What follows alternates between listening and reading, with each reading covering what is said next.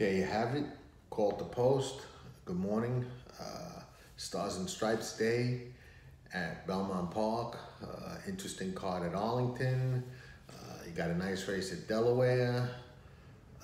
My focus is going to remain at Belmont today, and I'd like to welcome everybody to this Tracking Trips membership only video, where I'm going to talk about the late pick 4 at Belmont with the really nice Stars and Stripe card. The reason I'm not talking about the late pick 5, and most of you should know this already, is because you should already know how I feel about the Dwyer. That's where my single's going to be, and you know, the luxury of a single in the first leg of a pick 5 is if by chance you get knocked out, which I do not expect to happen today, but when do we ever expect that to happen? But you know, if you do by chance get knocked out, you've always, you know, got the option of coming back with the pick 4 if you're so inclined, and I would probably do so today, but I absolutely expect to be alive. And it's not every day of the week that you know, you're like a horse coming off a 70-length drubbing, but be that as it may, that's where we are today. But we won't talk about the Dwyer. That video was up for anybody to see. Had over 10,000 people watch it the first day it was up, which is pretty nice following with really no advertising. But you know, these other videos are strictly for the Tracking Trip members. And that's why they're, you know, done a little bit differently without any of the, you know, production fanfare. They're just for you guys and gals, and I hope you enjoy them.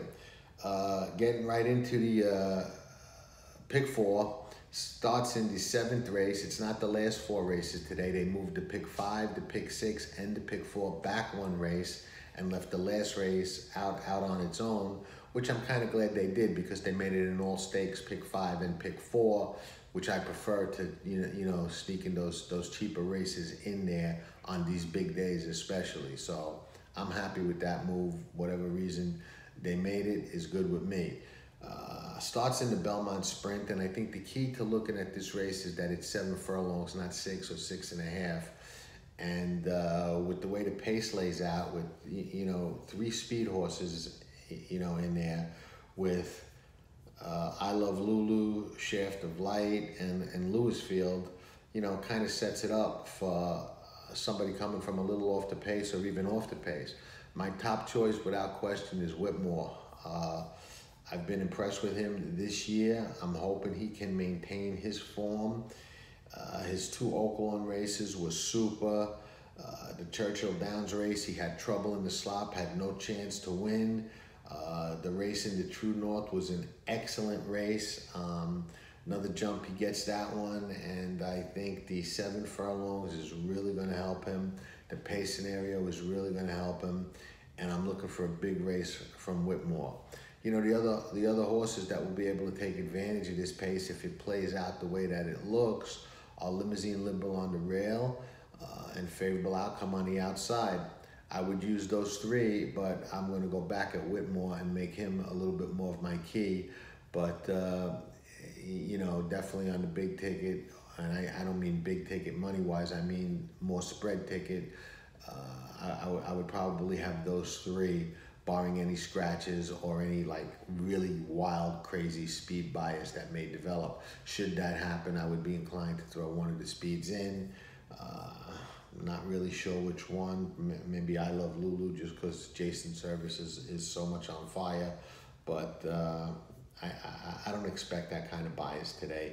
The Belmont Oaks, we'll run through these as quick as I can. I know you know, some of you have expressed you don't like a lot of time taken up on these private videos, so I'm going as fast as I can, trying not to miss anything. In my opinion, the contenders in that race are Significant Form, Caplet, Temptress, Toinette, Althera, and The Way I Am, who's an old Tracking Trips horse who has just delivered and delivered and delivered and delivered. She brings it every time, and she's absolutely a contender today. I'm going to take a little stand against the 7, La Signaire, realizing it's a dangerous move Reason being, I think the one significant form can turn the tables on her today. If you watch that last race, Rosario took his filly out to the lead, uncontested at 1.125 miles. The significant form sat off her, looked loaded, looked like she was going to inhale her. And when they turned for home, Rosario's filly was able to quicken again, hold her off. I think caught her a little bit by surprise. With the 1.25 miles and the switch from post positions where significant form winds up on the inside, I will not be surprised to see one of a couple of things happen. Her take it early and go to the lead and kind of turn the tables on the way the race played out last time, or be a little bit more fit, a little bit more patient at the 1.25 miles, or maybe even a little bit more aggressive and go after her early at the 1.25 miles. But with that race under her belt, I got to give her the edge over that other filly. So for the purposes of elimination, I'm gonna take that chance. Capla Temptress to me is very dangerous in here. I think she's a must-use on any multi-race ticket. Toinette, who will probably be a decent price, the 5-horse. Flavien Prat is making all the right moves, putting all his horses in the right spot. This filly goes forward every time she runs. I expect her to go forward again today for Neil Drysdale. I don't think the 1.25 miles is going to be a problem, and you know, she's a must-use in my opinion. You know, Athena from Aidan O'Brien. This is a well-traveled horse, runs all over the place. Carra, Ascot, Fairy House. I mean, she's been to Ireland, Great Britain, now the United States. She's getting Lasix. She's bred through the gills. I think you've got to include her, and you've got to include the old Tracking Trips horse, The Way I Am. Moving from there into the Suburban. Suburban's an interesting race. There's two speeds. You know, you got Diversify, who loves Belmont and is 1-for-1 at 1.25 miles. And you got Dr. Dorr, who scratched out of the Prairie Meadows race the other night and is going to go here instead. Those are the two speeds. I expect Diversify to go to the lead and Dr. Dorr sit off of him and hope to reel him in. That may be a little bit more difficult than he thinks. I know Diversify is not coming out of a great field and was life and death to be the New York bred that didn't win back last time out. But that said, that was a different race, different pace scenario, had to outrun a lot of speed early. Today, at this distance, winging out there, if Talamo gets a little patient, Diversify can get a little dangerous. That said, if it goes the other way, Dr. Dorr can be dangerous. So I think you've got to use those two speed horses in this race the way the pace shapes up. I think you've got to use Opportunity. That old pro loves Belmont, loves the distance. It's coming in good shape, good form. And I don't think you can take him out. The other horses I look at, I liked Take Your Guns last time.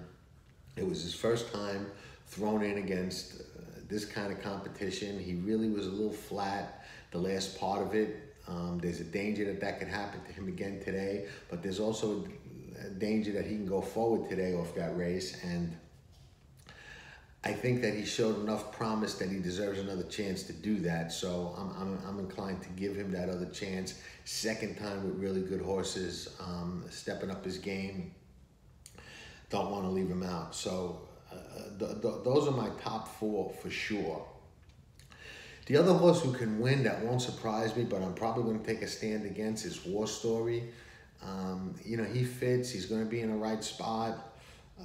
He's good enough on his best day to win a race like this. So, you know, he's the next one. If I was going to go that deep, I don't think that I will, but anybody that was inclined to, I wouldn't hold it against him. I may put him in on the small, deep spread ticket, but you know, those are the ones I lean to, and I really can't say that I've got a top choice. I like all of those horses in the multi-race wages. I wouldn't be betting that race alone as a standalone race. The Belmont Derby, last race of the sequence, is a really interesting race. We all probably remember the Analyze It Catholic Boy duel last time that didn't turn out how most people planned. Two really nice horses, and you know, Analyze It looks like he fell apart, and Catholic Boy had to like come out with trouble and you know rally and beat him. But Analyze It ran some very fast inner splits that day, which may have cost him a little bit late. That was a very fluky run race. And either one of those horses can come back out of it and run very well. So I think Catholic Boy can establish that he's better and just, you know, whip him again. And on the same token, I think Analyze It can turn the tables on him and show that he's better and is as good as some people, including myself, thought he was prior to that race, and turn the tables on him. So I think those both have to be used in the pick. I think Hunting Horn is dangerous as heck. Must be used with Lasix. It looks like he finally came around last time in a grade 3 in Great Britain. Comes here ready to run. Not a lot of time between the races, which is interesting, but don't think he needs it. I think that he's sitting on another big race, first time Lasix off that confidence builder. And absolutely, I would call him the horse to beat in here off that last win. And, you know, he's a must-use. The other horse I think you've got to include, and he's a very interesting horse, is Hawkish. Hawkish is a talented horse, and he may like the mile and a quarter as much, if not better than any of these. He runs a fast last quarter consistently. And if he does that again and has that same punch at this, you know, longer distance, he's going to be a handful down the lane. So those are the four that I would conclude the ticket with. So, you know, it can get a little pricey. You know, the potential singles, I think, or at least for me, in the sequence are well, really the one is probably Whitmore. If you really want to cut that ticket down, it's a dangerous single because he is a little pace dependent and is going to be, you know, probably last early in this race. And that's always scary, but, you know, it is what it is. He's going to come running, and he's got that 7/8 to work with. So if I was going to take a stand, I'm not. I'm going to make the investment today because I think the pool's going to be big and it's going to pay. But if you were so inclined to do that, that's probably where I would go. I don't think I could single in any of the other races, although I do have a just an inclination that Significant Form is going to run a really big race today.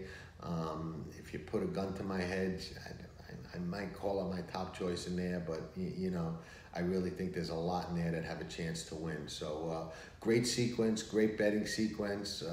Hopefully we can take down this pick 5. Hopefully it pays, or to pick 4, or maybe even both, depending on which way you decide to go. Of course, put your own opinions in there, and you know, try and work out a ticket. Hope the guidance helps a little bit, and hope you enjoy these videos. Thanks for the support, and enjoy the day, enjoy the races, and ciao for now.